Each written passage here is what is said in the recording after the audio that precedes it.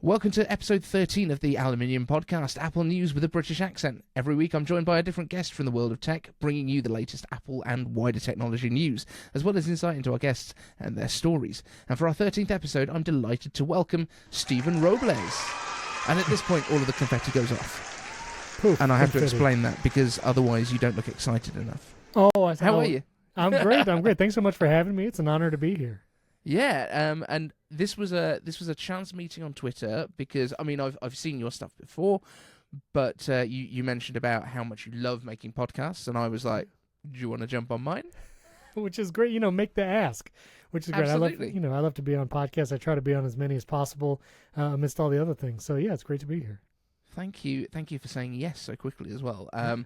Yeah, so the way that we start this episode every time, and I always explain it, is that we do some this or that questions, which I think you watched our one with John Prosser to get an idea of what we do.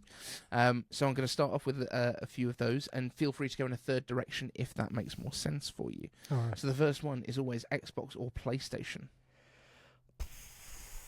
I'll say Nintendo Switch.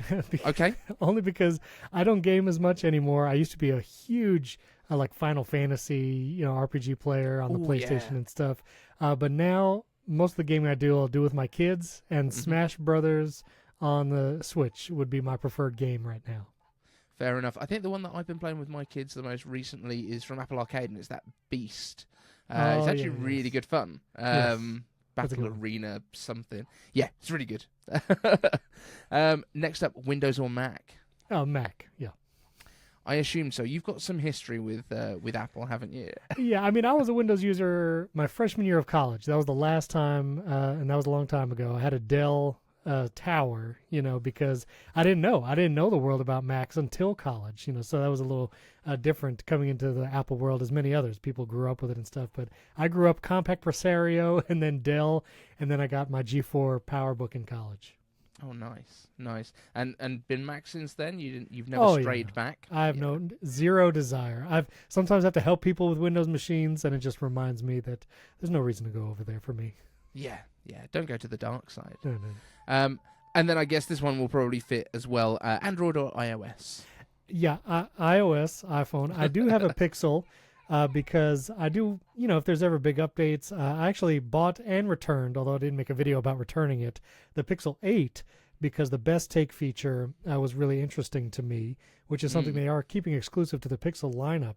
And so, I dabble over there just to see what's going on, make sure that, if someone asks me a question or if I need an opinion on something, I still have experience with it. So I do have a Pixel sitting in a drawer. Okay. Yeah, there's definitely a lot of those features that kind of arrive with the Pixel and then kind of move on out to a lot of the other stuff. And I think a lot of the stuff that came out at Samsung Unboxed or Unpacked, what do they call it? It's Unpacked, I think, yeah. Yeah. A lot of those features are really Google features, and then going on to the rest of Android as well, but they sort of made out that they were going to be kind of exclusive, which I thought was a little cheeky, perhaps. But I also think, honestly, oftentimes in the past, Google has updated their apps first on the iPhone than even on Android. Sometimes whether it's Gmail, Google Maps features, the Google app on iPhone, which you can get Google Assistant and do Google Lens. Sometimes it comes to the iPhone faster, which I think is hilarious. So if you love Google services, the iPhone's probably one of the best devices for it. Absolutely. So my work phone pretty much runs as a Google services machine because we use everything in Google Cloud and Docs and everything. So yeah, I agree with you. And I think it's probably just a case of the same as with Windows and Mac OS. It's so much easier to update for Apple because it's a lot less different devices you've got to have it ready for. Well, and I also think Google, is really a cloud-first company. When they build a new product, it's largely web-based with kind of a web view in the app or whatever. And so maybe that has something to do with it too. But, Google Photos, I just said on our latest episode of Primary Technology, if you want to back up your iPhone photos to something in addition to iCloud, which I do, Google Photos, just putting that app on your iPhone, lets you back up your entire photo library to Google Photos as well. You might have to pay for it if you want to do the full resolution photos and your entire history. And then you get some of those features, like Google announced those AI features that they recently launched are going to be available to Google Photos users on any device, including the iPhone. So it's a great service. Yeah, I might actually have to throw that onto my work phone. Keep in mind, you're going to want to leave it plugged in, and your phone is going to get very hot because it has to download your entire photo library and upload it to Google Photos if you're doing it for the first time. Yeah, so everything on mine is all on device for that one because I Oh, don't really? have the iCloud backup storage for the work iPhone. Oh, I see. Okay. Yeah, yeah. So everything, it's only pictures of bars. We'll probably come on to what my job is at some point. Okay, man of mystery. That's interesting. A little bit. Yeah. Next question would be tea or coffee? Coffee. I'm a heavy cold brew drinker, have to say. Oh, okay. Yeah, I've started making some cold brew here again. I got sent like a cold brew maker a little while ago. Yeah. Not for this channel, actually, back in the old days. But, yeah, started making again. Yeah, cold brew's good. I do the nitro, too. Have you ever tried doing a nitro brew? I've never done it at home, Yeah. but I have been to a couple of roasteries over here that were making them in-house and yeah, played around with it a little bit. I recommend trying. I used the U-Keg, just the letter Okay. U-K-E-G, and you make your own cold brew. You brew it in the thing, and then you put a nitrogen cartridge. You open it up, and then you shake it, infuse it with nitrogen. It's really good, and you can make it right at home. Cool, that sounds really good. In fact, I've got like an ISI cream whipper. It'd probably be able to do the same with that, I think. Yeah. Maybe. Might have to try it. Yeah, try it. And then the last one, YouTube or podcasts? Oh, that's an impossible decision. That's a tough one because I am in both worlds, even double both worlds because I have podcasts that are also on YouTube. I mean, if I would have to choose one for the rest of, like, is the question like, what would you choose to consume the rest of your life? Yes. Let's go with that. Okay. You know, I might have to go podcasts just because I have such an affinity for the medium and I love creating them, even if it was audio only kind of first. And then I do the video. Obviously, you do the video too because you got to be on YouTube. You got to be discoverable and on these platforms. But when it comes to just the medium that I love and that I would want to create long-term and consume long-term, yeah, I would have to go audio podcasts. But that's a tough one. Yeah, I used to do an audio-only podcast. This is back when I was doing, as I say, drinks industry. I started as a bartender in around about 2000 and then have worked my way through, travelled the world a little bit with it, and now actually work for Jack Daniels as my day job. But I used to do a bartending podcast, and I started off as pure audio. Yeah. And then I ended up being like a community moderator for Gary Vaynerchuk over on Facebook for a little while. And one of the things that he said is, if you're ever going to make audio stuff, you might as well film it as well. And then you've got the option of taking those video clips, and it's a lot more discoverable. But podcast discovery is a tricky thing to get around, unless you have some other way of promoting your content, I think. Yeah, that's exactly it. Even if you're not going to post a full-length video on YouTube, just to have the clips for Instagram or YouTube Shorts or just posting it on Twitter and Threads, you know, it's really necessary today to be discovered because when I started podcasting, like, it was a much, much smaller world. There weren't big names like Spotify and, you know, Serial. You know, that stuff just didn't exist. And so if you did any podcast on anything, there was a, you know, huge listener audience just looking for stuff because there was not much out there. But now it's you know, there's tons of shows. And so you do kind of have to, you know, do the video, at least promote, because discovering in-app is still pretty rare. It would be rare, you know, for someone to accidentally come across your show in Apple Podcasts or Spotify. Absolutely. And I think the last thing in our little getting to know you segment, not a this or that, but a what is your current setup? What are you using as your daily driver? Computer, mics, anything else that you find interesting about your personal setup?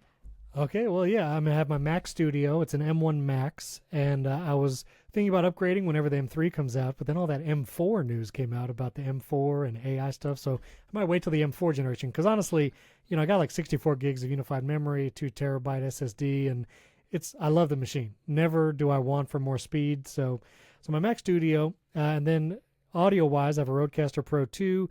I have the Earthworks Ethos microphone going into that. Video-wise, I have my Sony a7 IV that you're seeing right now going into a Blackmagic A10 Mini Pro switcher, and that's going into my Mac Studio for video, so I can use it for podcasts. I also use that to film. And then I have a Sony a6400 to do my top-down shot, and then I have a Sennheiser MKH416 over here that I do for my video shoots, and that's on like everything's on like arms and booms, so I can move it out of the way when I want, and bring it in frame when I need. So, yeah, it's my setup.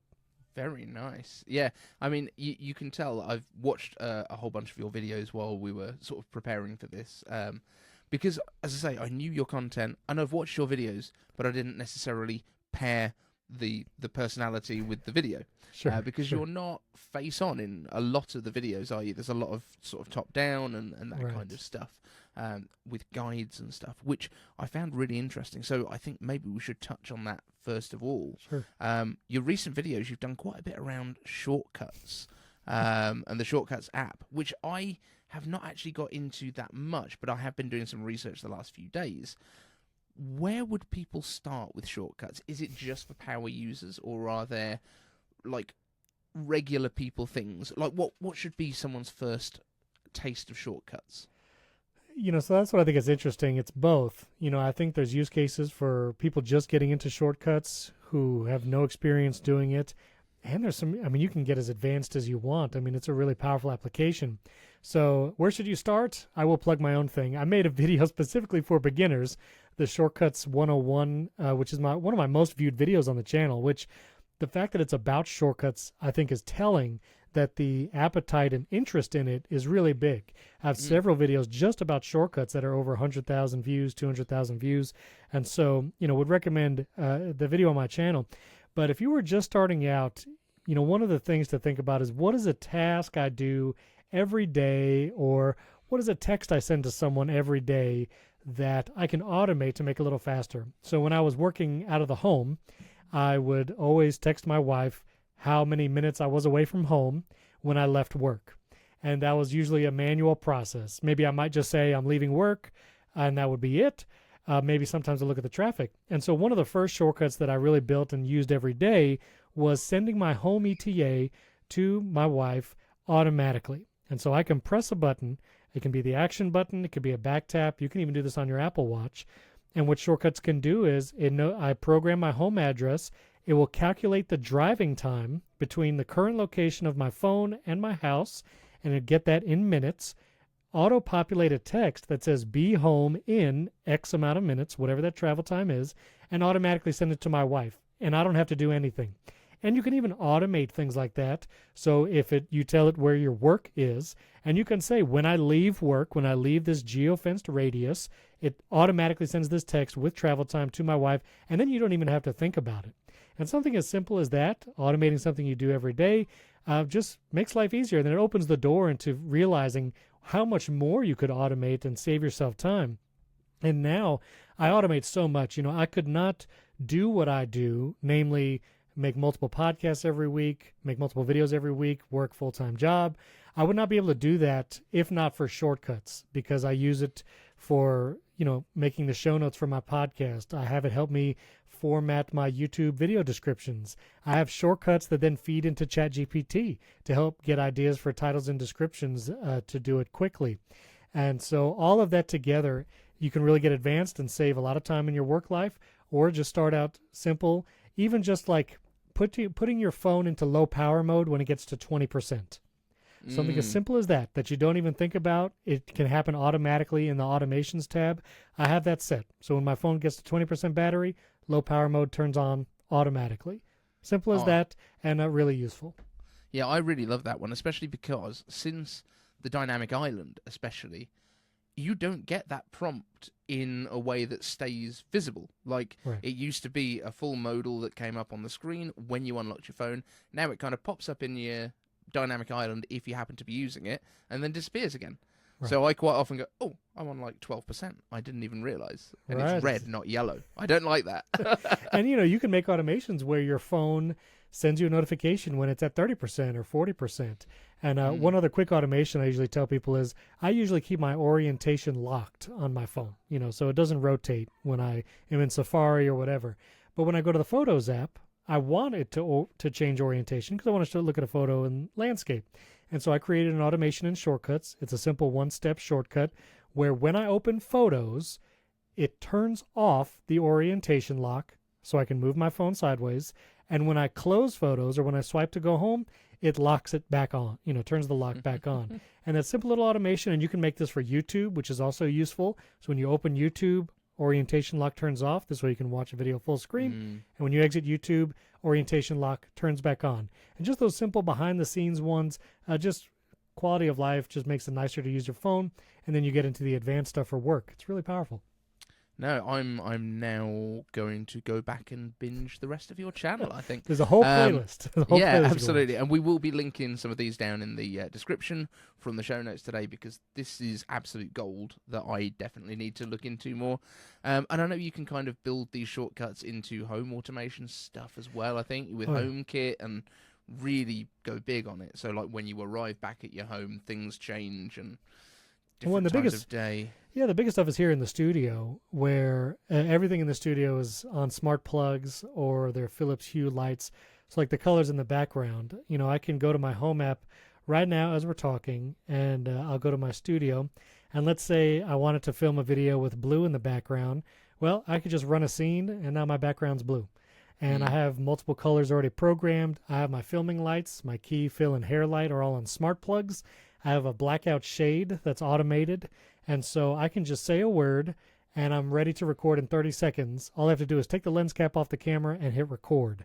And just that, removing all that friction, where if anybody does video or podcast, set up and tear down, nobody likes. And it's one of the biggest hindrances to making content. And so I was like, I don't even ever want to think about any of that. And so I don't. I can just tell my HomePod to run a scene, and I can start recording right away, and that's all there is to it. And so I love all the automations and stuff too. Yeah, no, this is definitely the way that I need to go. I've got smart plugs here. I don't have them actually programmed to do anything, because I'm fairly useless at that kind of planning when I'm putting things together. So for the little tiny studio that I have, it's literally the utility room in the house. But I've got a beam going across the ceiling that we fitted so that I can hang lights from it. That's and great. Run cable across the top, because there's only outlets on the one side, things like that. But just those things have made it so much better already. Yeah, I now want it to all just... I want Siri to control it all for me. Yeah, absolutely. And it's all smart plugs, Hue, and then, Philips Hue is all the colors in the background, and have an Eve flare behind me with a little circle globe thing. So, yeah, just figuring out what works for you in your space and making it easier to make stuff. Yeah, and it's a lovely setup that you've got. It looks fantastic. I know you touched on, or you mentioned a little bit earlier, M4, and the fact that you may be holding off for that now. I think this is something that I've seen a few people mention as well. It's that Apple is struggling with Mac sales a little bit at the moment, which is why Mark Gurman is saying that they're bringing these M4s forwards. I don't necessarily believe they've brought them forwards. I think annual updates makes the most sense, but this is not going to help them sell more M3s if we're already hearing that the M4s are around the corner and they're going to be getting AI. What are your thoughts on this? Yeah, it's a weird time for the Macs and for Apple chips, because the Apple Vision Pro, the one new product they've launched this year, and we're already halfway through April, has an M2 chip, and the Mac Mini, which was one of the first computers to get Apple Silicon. It was in the M1 launch along with the MacBook Pro and MacBook Air. That's still on M2, but the MacBook Pro and the iMac are on M3. And so it's a little confusing. And so I understand if someone was going into an Apple store, you want the highest number. Usually you want the biggest, the most recent chip. And sometimes it's not on the device you might want right now. Maybe you wanted to get a Mac Mini and you can't get that. So I think it's an interesting time. I kind of wish Apple would uniform their releases a little more than it is now. And, I understand they kind of start with the Pro models. October Scary Fast event, we got the MacBook Pro, M3 Pro, and M3 Max. But it then makes it awkward, because, I'm kind of in the market for a Mac Mini. I have a Mac Mini in a server closet that I use for things like Homebridge and for Transloader and Downie. And it's an Intel Mac Mini, which is gross. I just want to get rid of it. I want to upgrade to an M something, but I don't want to get an M2. I want to get an M3, but I can't. There's no M3 Mac Mini. So, I think it's a little confusing right now. I also think the M series chips are so good, like my M1 Max Mac Studio. It's so good that I really don't have any reason to drop that amount of money on that kind of product. And so, not that Apple's shooting themselves in the foot, obviously. They've done something incredible, which is to make chips that are going to last for years and years and will give people the power they need.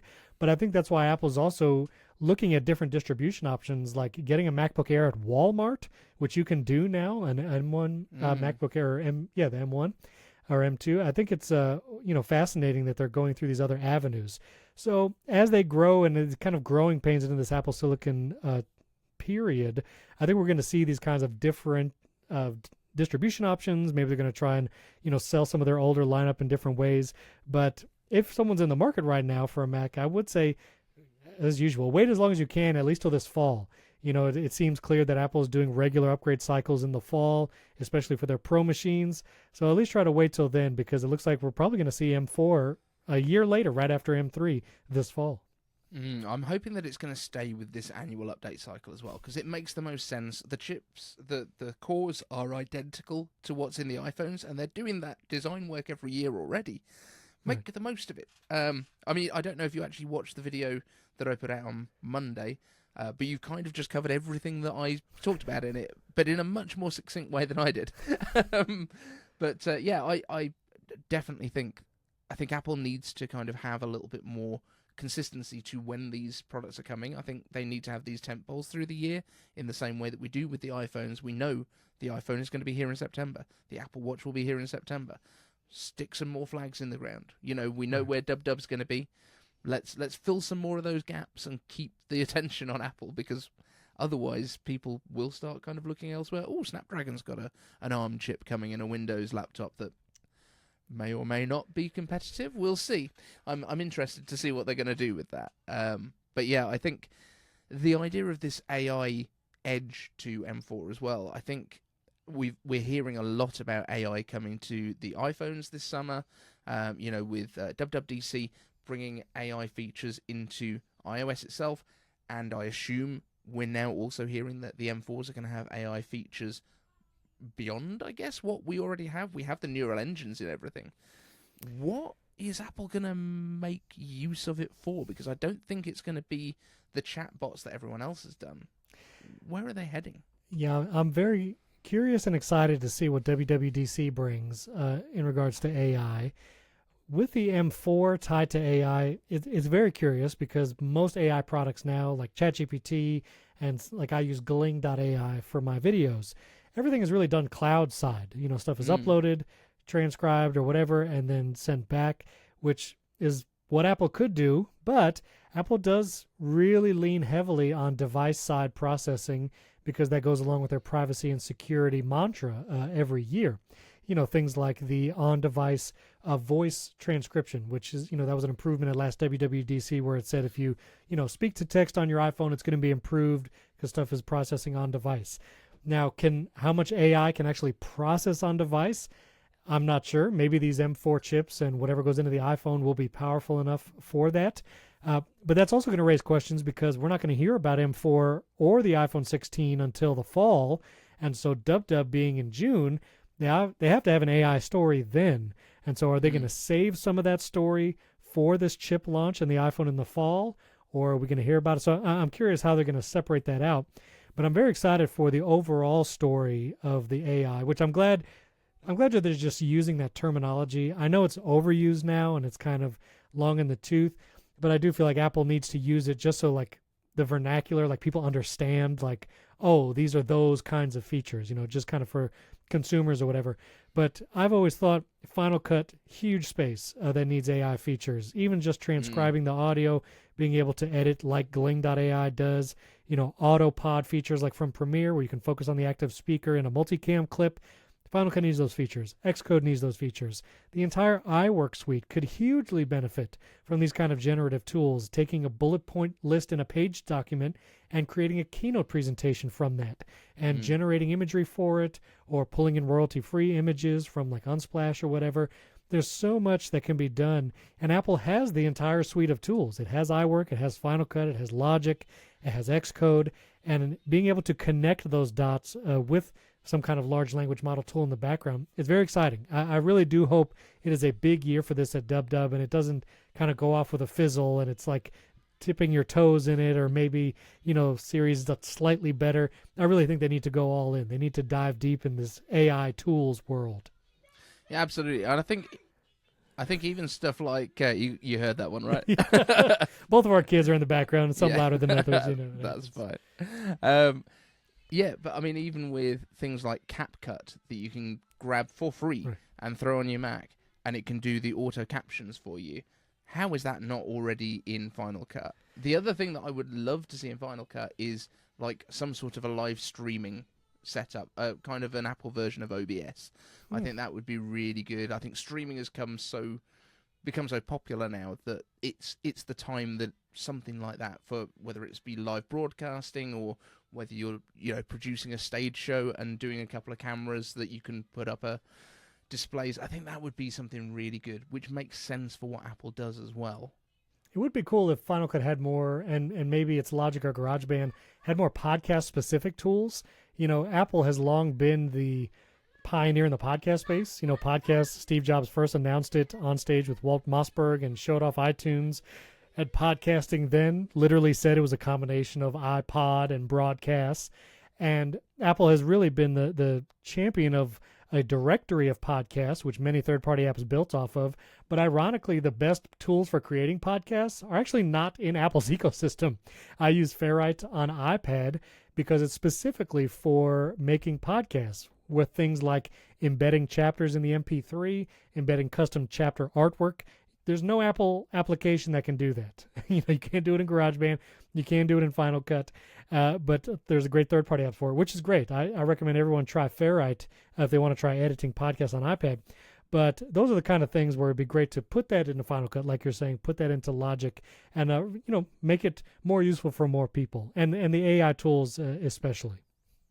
Yeah, and I definitely think there's space for some more features coming to Apple, some more apps coming to Apple, because things like iDVD has gone away. Yeah, we've lost things like loved Aperture. iDVD so much. Yeah. I loved it so iWeb. Was it iWeb? Yeah, iWeb. I built the website with iWeb, absolutely. Like, there was so many things back in the day. Do you remember the Cards app, where you could literally make physical greeting cards, and Apple will mail them for you? Do you remember that? Yeah, and actually they did a similar thing, I think, when they brought photos to the Mac, but the iPhone version. You could do books and we cards. could get the photo books made and shipped to you. We did that. I did that too. Yeah, we did it for many years. Yeah. But yeah, you forget about some of these crazy features that they used to include, and you can kind of understand why they've gone away, because there's a lot of other places that do it and probably do it better or cheaper. The one application, because they looked good. They looked good. They were good quality. I love those photo books. We still have our photo books. The one app I'm still bitter about is Aperture.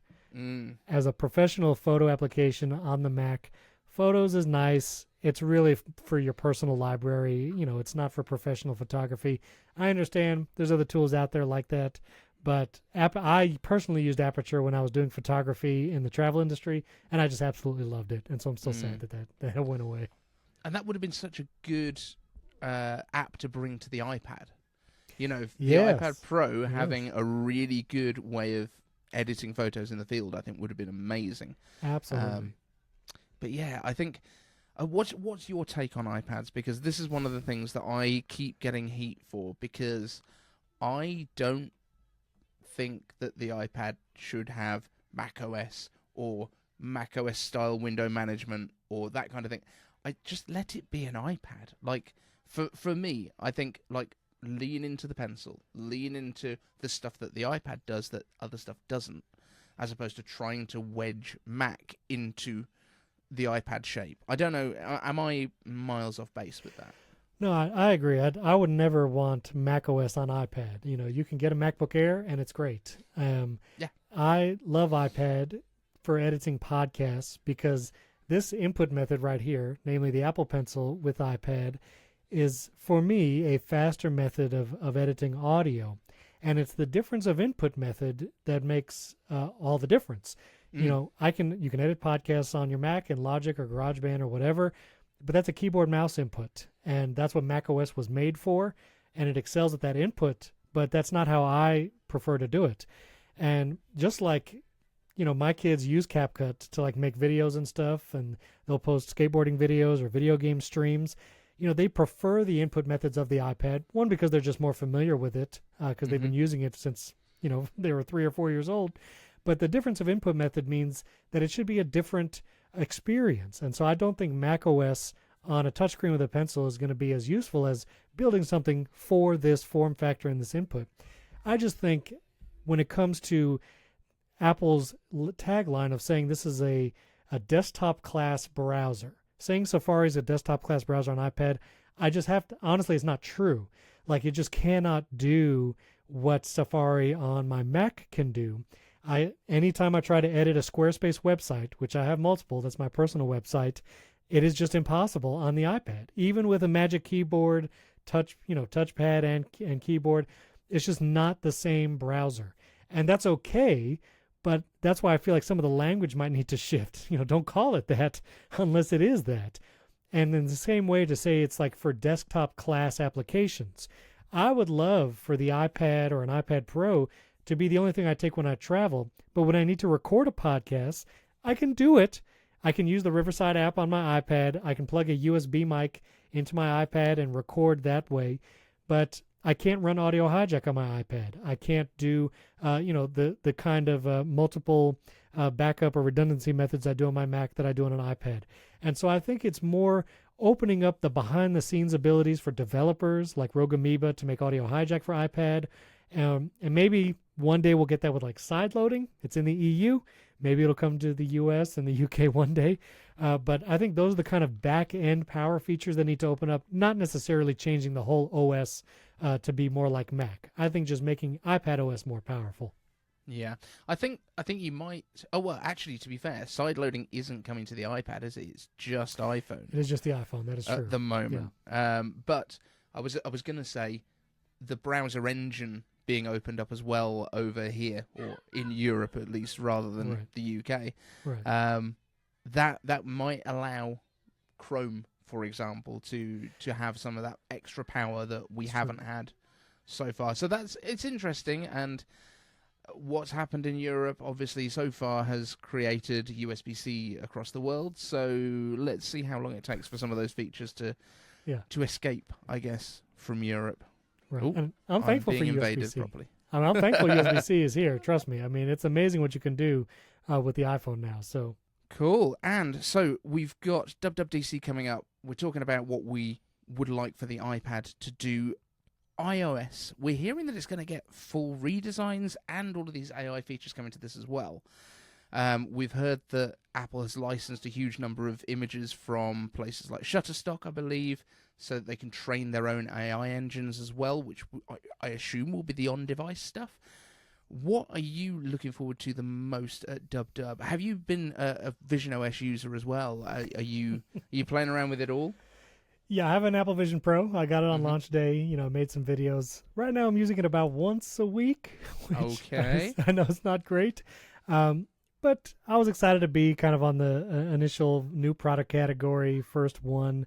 I had the first Apple Watch, first iPad, first Apple Vision Pro. So that's cool, I guess. But, it's really looking for a use case right now. And I think developers, it's going to take some time, like the Apple Watch, a couple years, a couple model revisions for it to become maybe what it is useful for.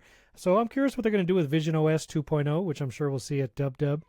But obviously the AI features at DubDub is kind of the most exciting, and that'll be across the platform. So looking forward to that. When it comes to the iPhone specifically, there's so many little things which the past few years, there's really needed to be some improvements. Some, I think, maybe even backtracking. A big one for me is screen time, which I don't know if you use that with your kids a lot, but I use screen time all the time. I have 3 kids, and we use screen time up and down, all the things. It is extremely buggy right now, and you can talk to anyone who uses screen time a lot. The change to bring requests into messages, I think, was not a good step. That has caused more confusion, text messages, and it makes requests not as reliable, which before that, requests were solid. I would approve it on my watch. It would be approved the first time for an extra hour to buy an app. and now it could be they have to send the request multiple times. So there needs to be some just like snow leopard bug fix level, like we're going to fix a bunch of stuff here and maybe change the behavior. So screen time is a huge need right now. I also think iCloud passwords, it's been my default now. I actually moved to that as my complete password manager, but I really think it needs a standalone app because I would love to add things like bank account numbers, serial numbers for software, passport numbers. I kept all that stuff in one password, and iCloud passwords is just really does not want you to put anything but a website. It requires a URL in order to make an entry. And so I think, Apple is making these tools. It's really useful. I think, everyone should be using a password manager of sorts. And so the fact that it's built in is great, but I think a standalone app is really needed. So I'm hoping we could see stuff like that. And, just overall, like I was saying, bug fixes from screen time. And, I found, on the iPhone in general, sometimes widgets freeze, third-party apps, it can be a little wonky like that. And so I do feel like it just needs to be there needs to be a lot of cleanup this year, hopefully, amidst all the AI confetti and fanfare. Let there be some bug fixes too. Yeah, I wonder with the Mac stuff in terms of the cleanup, if part of it's to do with the fact that they're still supporting Intel machines as well as Apple Silicon, and there's kind of overlap between the different binaries. I know they're kind of using universal stuff, but there's got to be a bunch of stuff in there that's holding them back. I wonder how long we're really going to have Intel support going now. I think, we've got a year or two maybe at a push. Yeah, because, the 2019 Mac Pro was Intel, so it's only 5 years ago. And so I imagine they're going to support that for a few more years. So I don't think they're going to drop Intel support soon, although maybe I kind of hope they do. But I would also hope for things, we were talking about shortcuts earlier, bringing more of those iOS shortcuts features to the Mac, where if you do get into shortcuts and you start really building them, you'll start noticing certain actions don't run on the Mac because it's using, different Safari article readers that it's only available on iPhone and iPad. There's no automations tab on a Mac. You can do automations for your iPhone, for your iPad. Can't do it for the Mac. You can't do folder automations where your Mac just observes a folder, and if you create an automation where, hey, if I drop a PNG in here, convert it to a PDF, or vice versa. Those kind of automatic things. Would love to see more of those kind of features on the Mac as well. Yeah, because I don't know if they still have it, but back in the days when you used to add music manually to iTunes and things, there was always like an add to iTunes folder where you could just drop files in and it would work out where it's supposed to be, convert it into the right file format. But that was just completely automatic. Like, we didn't have to set that up ourselves at all. Has Automator completely gone as well from the Macs now? Has that been replaced by shortcuts, or it's still there? It's still there, hanging around, and it can do some of that, like, hey, watch this folder kind of thing. But even though I'm so into shortcuts and I can understand most of that automation and build shortcuts, I could not wrap my head around Automator and how it wanted to work. So I just didn't do that. I will recommend, kind of like its own language, right? Kind of, but there is a drag and drop functionality and there are some actions, but I just could not get it to do what I wanted it to do. I will say, though, Hazel, if your listeners and viewers are not familiar, Hazel is a great Mac application. It's by a company called NoodleSoft, and Hazel does that kind of watch this folder for this kind of file.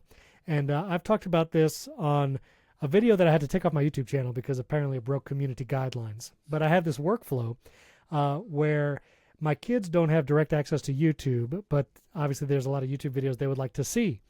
And so I have this process where I can go to a video on my phone. I can share that link using Transloader, which is a great third-party app where you can send links to your Mac. And so I'll send a link to my Mac.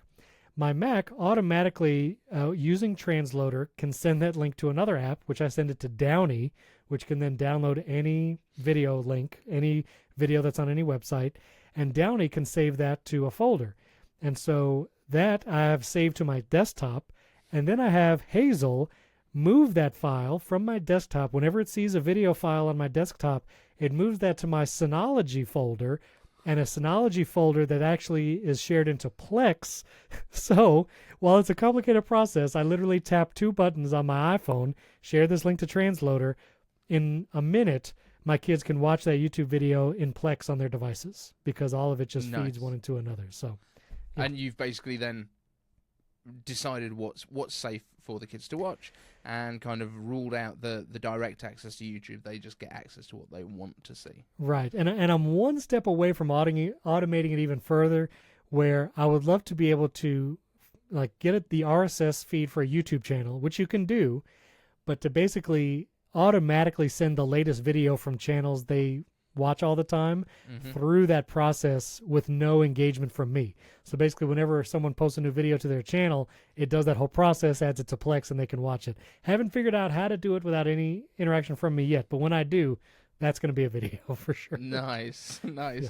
But I assume this takes up absolutely terabytes of storage that you've got sitting in a... Well, I do have I have a Synology that has about 32 terabytes, and Okay. I think the Plex libraries, it's 5, 10, 15 terabytes. I haven't checked recently, but every once in a while I'll clean up. Once they've watched whatever YouTube video enough times and they get tired of it, I'll clean it up.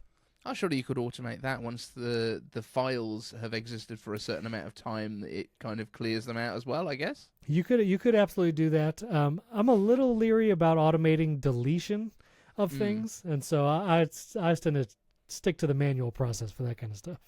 Move to a to delete folder that you can have a look through, maybe. Oh, that's a good idea. Yeah, that's a good idea. Yeah, like a manual recycle bin. Yeah, I like that. Yeah, I'll have to look into that. Cool. No, this is really interesting. Like, I've never got into this level of automation, but I'm not going to lie, you are tempting me to watch everything on your channel, which I guess is a good reason for you to come on my on the podcast. Well, I hope it's helpful. And the reason why I make videos about this stuff is because it saves a ton of time, but you can do things then that otherwise you don't have bandwidth for. You have kids. I have 3 kids. They're all busy doing stuff.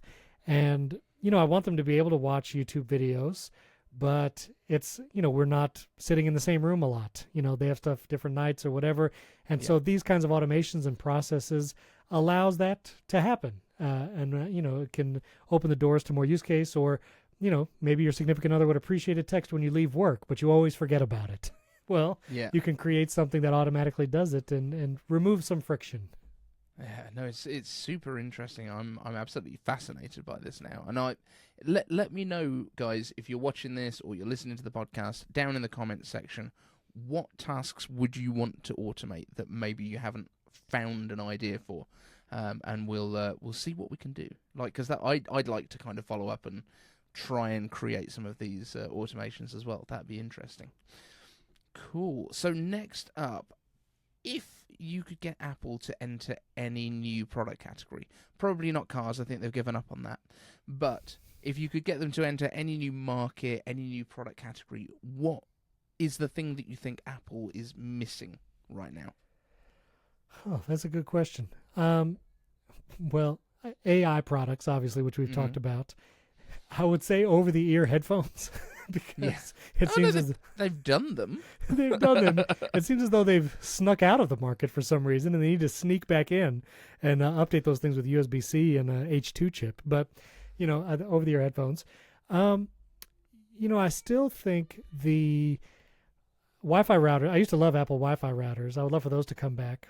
But more so, the rumors about this smart home speaker display object, I think is a product category that they really need to get into soon. Maybe we'll see it at WWDC. Who knows? Yeah. But, we have the HomePod. I think, obviously, it's not as popular as Apple would hope, given the first generation being discontinued. Yeah. Now we have the second one. But, there is a gap there for that, home control device. And I think it'd be really beneficial. I mean, there's a reason why Google has one and Amazon has one. So some kind of in between a HomePod mini and a big HomePod, but with a screen, not only for HomeKit and smart home things, but just setting timers, using things like facial recognition and maybe AI so you can see your text messages when you approach it. And, you could have different profiles for different family members and making it, easy to get to recipes. That would be a category I would love to see. And I would love to see them also get back into a little more of the accessories for iPhone. I bemoan the loss of the MagSafe battery pack and the MagSafe Duo, which were discontinued with the iPhone 15. there was a lot of hate for the Apple MagSafe battery pack, but in my experience, it was one of the few that didn't get hot, and it actually did provide just enough juice, and it was very thin and light. I hope they get back into that category and make a second version of that. And also, the MagSafe Duo was one of the thinnest, most portable MagSafe chargers you can take with you. And I think just with a little tweaking and moving that to USB-C, they could have had another great version there as well. So I kind of hope they re-enter some of those markets that they have left with even just updating products they have made before. Yeah, absolutely. I know there's a bunch of companies that have done similar stuff to the MagSafe Duo. Like I was sent one for review that was like a 3-way version, so you've got a spot for your AirPods, but it looked almost identical, like so close, but 3-piece. Yeah. Not bad piece of kit. And I have a few of those of the 3-in-1s, and I review them on the channel, but none are as thin or as light as the MagSafe Duo, and that I think is where, there's still room for another version of that product. Yeah, and the battery pack, that'd be really good as well. As long as it's not fine woven, that should be fine. That's leather cases. That's the other market. They should return to leather cases. Yeah. Yeah, it's not been their finest hour, I don't think, with the fine woven accessories. But I find it really interesting because so many people go to like the airport accessories and things along those lines. And I've mentioned in a couple of the podcasts, I personally think make all of the HomePods into a mesh network. So when you dump the HomePods or your Apple TVs into different rooms, that would be really cool. It kind of floods your house with that Wi-Fi. But also, when you were talking about the HomePod with a display, why do we not just put... If Apple is changing the kind of MagSafe potentially onto iPads, put a MagSafe mount on the HomePods, and when you attach it, it uses ultra-wideband to pair with that speaker directly. That would be really cool, so it doesn't have to be specifically attached. And the other thing, I think, Apple has got so much sort of gesture recognition with things like Vision Pro now. Being able to detect movements of your hands. It would be great if you could sign to someone on the other side of a FaceTime call and have that translated as well. That would be a really nice touch that I don't think anyone else has done, but Apple is so good with accessibility in general that would be a huge win, I think. That would be amazing. I'm curious now if that's a thing maybe already. I don't know. I've not looked into that, but the translate features have gotten incredible. Like the translate app on the iPhone, you can map that to the action button. That stuff is great.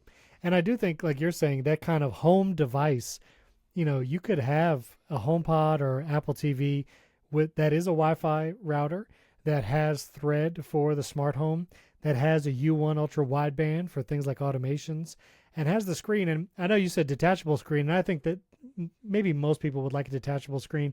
Me personally, I would love one built in just because I like not having to think about a battery. Yeah. And even if I never take it off the stand, I don't want to think about the battery degrading over time. That maybe this thing will die one day. That's why I love a desktop computer. Most people love laptops. That's their main computers. I love a desktop because I just never have to think about, there's a battery in there and am I charging it or cycling it enough or whatever. So that's just my personal preference.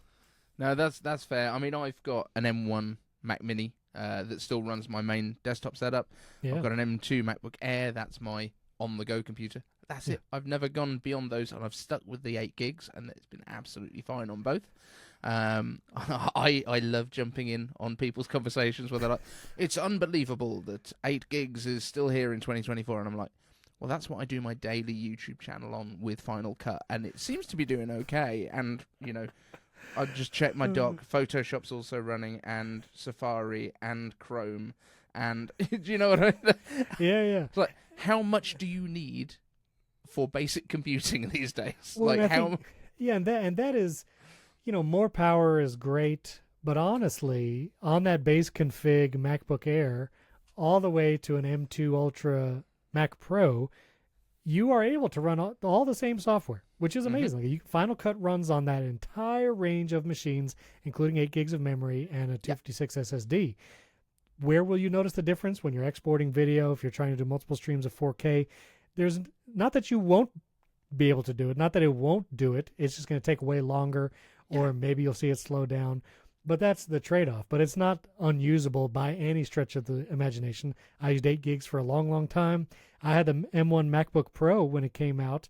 I think I might have had 8 gigs unified memory, and I did Final Cut. That's what I did my entire YouTube channel on as well. So, yes, I think the base should raise eventually. Also, the iCloud storage should raise from 5 gigs eventually, because that heresy. I think that's even more criminal than the 8 gigs of memory. Perhaps. But so eventually, one day, yes, we need to raise it. But I think it's okay for right now. Yeah. Not the iCloud, the RAM. Let's talk about unified memory. iCloud Absolutely. needs to go up. Yeah, I do. I agree. Like, would it be great? Yes. But does it need it? No. The people that are saying, 8 gigs is unacceptable, are exactly the people that wouldn't buy that one anyway. And the people that buy it anyway, and it's absolutely perfect for them, don't even know how much is in it. Because it doesn't matter to them. Because it works fine. I came from a 24 gig, 27-inch iMac to an 8 gig Mac Mini when Apple Silicon happened, and it feels like I've got way more headroom with this. Right. So, and it's all about, use case and what you're doing. Like, I think about, my mom, she had a 2008 MacBook Pro for many, many years.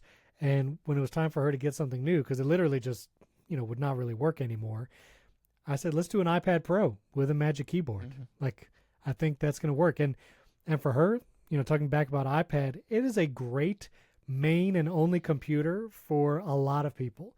And sometimes that constraint, meaning you can't accidentally delete a folder in your library or accidentally install malware just by accident, the iPad is actually a better OS for her on that device. Not only is the hardware great, but the OS itself, because of some of those limitations. So yeah. Yeah. And exactly the same with my mum. She uses an iPad as her main device.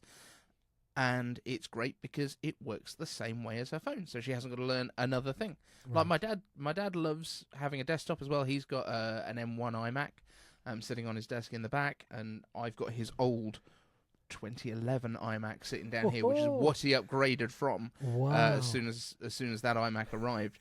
So I've got that to play with. It's one of the chunky ones where you can actually pull chips out and stuff. So that's fun. That's fun. We might see what we can do with it. Yeah. Yeah, and I just think like the iPad is so good for most people, for what most people do, and most people don't want to code in Xcode, or I don't think it needs to be on every iPad. Yeah, and I've even asked my kids who they have iPads, they're getting a little bit into video editing, skateboarding and stuff, and it's like I've said, do you guys want a Mac to share so you can use like real Final Cut and stuff? And they're like, meh. Like, we can do it on our iPads. Like, we know how to do it there. It's fine. And so I will think it's interesting. Like, obviously, there's always going to be professions that need a Mac, namely for Xcode. Yeah. But maybe 10 years from now, maybe that won't be accurate. Maybe it will just be an iPad with Xcode. And because there's a whole generation now, at least I know my kids are like, they prefer the iPad for what it is. And yeah, we'll see. And they're quite happy typing on that as well on the glass, because that's what they're used to. And very soon they'll probably be typing most of it by speaking. It's like voice recognition is very good now, even though everyone still gives Siri a hard time because it does have some gaps there. The actual voice recognition is pretty solid. Like, I use it in the car all the time. Like, CarPlay is one of the best things that Apple has done, I think. Genuinely. It is great. So, yeah. Perfect. Where can people find you on the internet? Tell me. For sure. Well, you can go to beard.fm and you'll find all my great links. URL. It's so good. I was so happy when I saw the email address come through. So you can find all my links there. But obviously, youtube.com/@beardfm is my YouTube channel. Really trying to get that to 100K this year. So if you can subscribe there, it'd be great. And then my new technology podcast, we just launched in January. We're at episode 16 now, but it's doing really well. Primary Technology. You can search for that in all your podcast apps, and you can hear me and Jason A10 there. And I will make sure I leave all those links down in the comments as well, down in the description. You know, the bit where I put all the links. The place I don't where know why text I is. don't know words anymore. Well, I've it's done hard YouTube because for a while. It's show notes or episode notes in your podcast player. It's the description in the YouTube video. It's the who knows, you know. Look for where words are. Exactly. Notes, links, all there. All there. Perfect. Stephen, thank you so much for spending the time with us. It's been an absolute pleasure, and I'm off to learn more about automation. It's been a pleasure. Thanks for having me. Thank you. Thanks, everyone, for watching, and we will see you in the next one.